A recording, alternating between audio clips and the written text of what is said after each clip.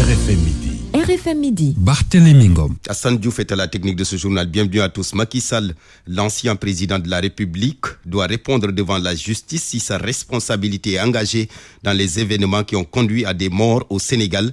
Propos d'Aminata Touré devant le grand jury ce dimanche. L'ancienne garde des Sceaux, qui a participé à l'élection de Bassirou Diomaye Faye, s'est dit contre la loi d'amnistie. D'ailleurs, elle réclame son abrogation car pour elle, les responsabilités doivent être situées. Synthèse Boubacar Dieng. Jamais de paix sans justice.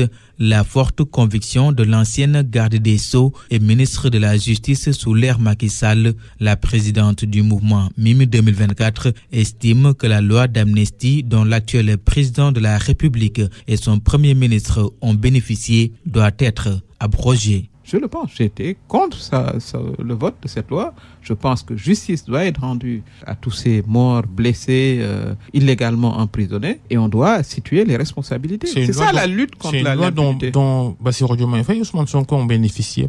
Oui, mais aujourd'hui, je considère qu'il faut la rapporter.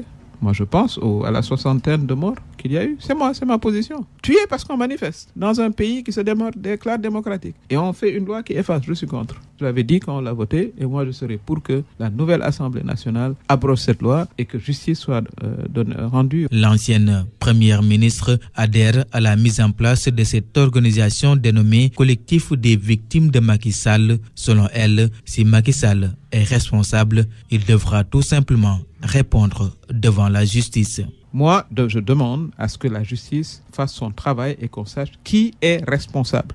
S'il est responsable, il devra répondre.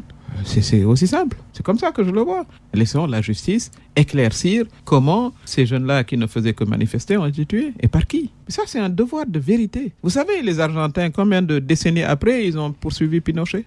Dadis est en train de faire face à la justice en Guinée. Parce que la vie humaine, elle est sacrée. Aminata Touré a également commenté l'actualité, notamment la mutinerie au camp pénal de Liberté 6